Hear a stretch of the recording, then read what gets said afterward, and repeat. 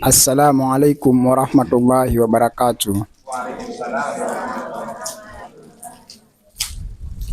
Kwa majina mimi naitwa Rashid bin Juma.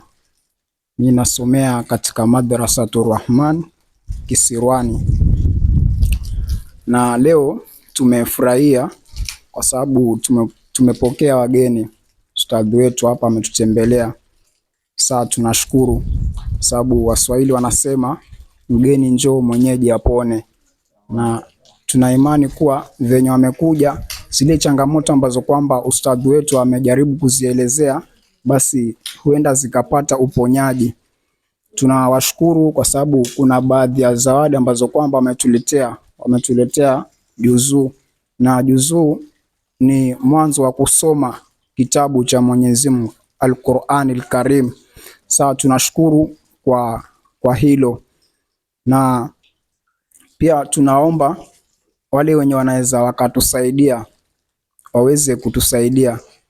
Na katika hizi zawadi ambazo kwamba tumeletewa, naona kuna watoto wanafurahia, wameletewa biskuti, na watoto kwa Mwenyezi Mungu huwa hawana hatia. Sasa sisi tutawaombea dua, na wale ambao kwamba wametuletea hizi zawadi, Mwenyezi Mungu atawazidishia na tutaletwa vingi zaidi. Mimi sina mengi, ni kutoa tu shukrani na Mwenyezi Mungu awazidishie. Wa hadha, assalamu alaikum warahmatullahi wabarakatuh.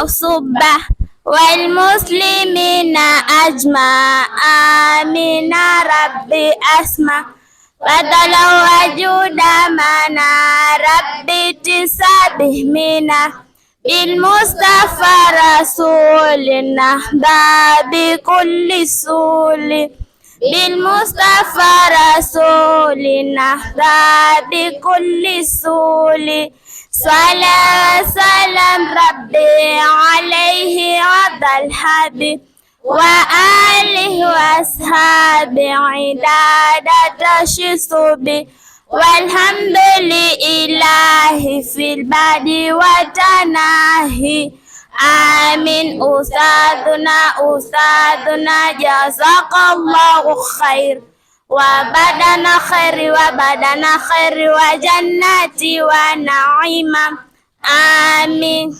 أسمع صوتي يا أمي، صوتي يا أمي الآن سامسا أستاذ مع السلام، أستاذ مع السلام.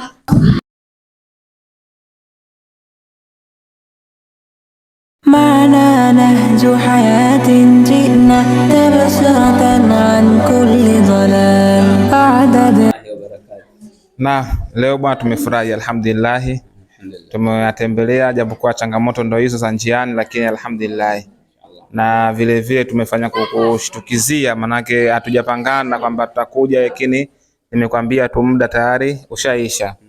Kwa hiyo pole kwa hilo. Sasa labda Sheikh Omar nikuulize kwanza, hii sehemu inaitwaje na hii sehemu ipo sehemu gani yani? Hii sehemu inaitwaje? Alafu kwenye ipo katika pengine sub county gani au county gani? Tueleze kwa ufupi kidogo. Mashaallah, hii sehemu kwa majina kamili tuseme ipo Kisirwani, eneo la Kisirwani, lakini bado ni wadi ya Jomvu Kuu, isipokuwa ipo mpakani kabisa, ambapo tukitoka hapa hata dakika 3 zinaweza zisikatike tuwe tumefika mpaka wa Kilifi na Mombasa. Kwa hiyo iko karibu kabisa na mpaka, kwa kuwa tunatoka Mombasa lakini iko Jomvu Kuu ward bado. Kwa hiyo hii sehemu iko eneo la Kisirwani. Ukitoka hapa tuseme unaelekea sehemu ambayo kidogo ni tauni, pande wa Mkapuni huko. Kwa hiyo hapa kutoka hapa mpaka Jomvu naona hapo hapa mpaka Mkapuni, hata naona Jomvu bado inaweza ikawa ni mbali. pale Mkapuni ikawa ni karibu, lakini ipo eneo la Kisirwani na ni Masjid Rahmani ambapo tunashukuru alhamdulillah. Na hii sehemu yani bado ipo katika Mombasa kwa upande mwingine, mpakani Mombasa na Kilifi, si ndio? Oh, mashaallah. Sasa vizuri. Sasa Sheikh Omar, labda nikuulize tu, manake hapa wanafunzi kwa ujumla una wanafunzi wangapi hapa? Hapa kundi lote la wanafunzi nipo na watoto 105. Niko na wanafunzi 105, lakini pale nyuma tulikuwa walimu wawili, lakini changamoto za hapa na pale pia, manake ni kazi ya Mungu, lakini bila tonge hii kazi inakuwa ngumu. Pande mwingine wenzangu akaamua kujivua kwenda kuangalia maisha mengine upande wa nje. Sasa ninapambana nao watoto 105, japo ni jukumu kubwa kabisa na jukumu gumu kabisa, lakini nitafanyaje? Alhamdulillah, kwa sababu bado tunatafuta maandalizi na makazi ya akhera. Inshallah. 105 ni watoto wengi sana kwa peke yako, lakini watoto kuanzia 50 kwenda mbele ni mtihani sana, na wewe kwa peke yako. Inshallah Mwenyezi Mungu akujaze kheri, na subra ndio kitu muhimu kinachotakikana inshallah. Naam, sasa hii madrasa ina muda gani tangu anza, ina muda gani? Inshallah hii madrasa kufikia sasa, kama sikosei, na katika taratibu zangu za uandishi nilizoweza kuandika kwenye makaratasi pale poanzia, sasa ina miaka 3 kufikia sasa. Alhamdulillah, changamoto haziachi, manake hata kama mimi mwalimu pale ninapoishi na hapa ni sehemu ya mbali sana, ni sehemu ambayo natakiwa nitumie kama jisali zima na nusu, na hii yote inaletwa kwa kuwa sina yale makazi ya kulala. Sio kwamba ninakwenda kule kwa kuwa ninapenda zaidi kurudi kwetu kila siku, lakini ni pale kwa kukaa ndio sina, inabidi nije niswalishe Jumani paondoke, nifundishe watoto madrasa, kisha niweze kurudi katika kijiji cha Mreroni, ambapo hapa paka Mreroni ni mwendo wa jisali zima unatembea au saa zima na nusu. Naam. Hiyo ni changamoto ya pili ambayo ustadhi ulisahau labda. Kumbe unapotoka ni mbali na hapa na unachukua takriban muda lisali moja, labda una usafiri wa pikipiki au unatumia gari? Hapana, katika usafiri wangu mimi ninautumia ni wa miguu. Ninatoka nyumbani na miguu mpaka hapa. Kwanza inapofikia zile likizo za shule zimefungwa, hufikia kiwango paka nikaugua maradhi ya magoti, kwa sababu mwendo wa jisali zima na nusu natembea, tena sio mahali ambao kupo flat, ni mahali kwenye milima. Wallahi ni changamoto, na ninakuwa ni kila siku isipokuwa Alhamisi na Ijumaa. Tena Ijumaa nipate khatibu, nikikosa khatibu eneo hili inanibidi niwe napumzika kwa wiki. Alhamisi peke yake nije asubuhi na niondoke jioni niweze kurudi katika eneo la Mreroni. Dai bwana, pole sana. Kumbe watumia usafiri wa miguu. Ndugu yangu Muislamu, kama unavyosikia, hizi ni changamoto ambazo zinawapitia baadhi ya walimu wengi, na leo tuko na mwalimu hapa Ustadhi Omar Mwinyi Haji. Kwa hiyo hii pia ni changamoto ambayo yeye anaipitia. Anapata shida sana wakati wa likizo, yani skuli zimefungwa, kutoka anapotoka kule mpaka kufika hapa, alafu arudi tena kwa siku, yani kwa wiki anatembea siku 5 mpaka Alhamisi wasomesha. Naam, nasomesha mpaka Jumatano. Tuseme siku na kupumzika ni hiyo Alhamisi, kwa sababu Ijumaa natakana kuwa khatibu msikitini.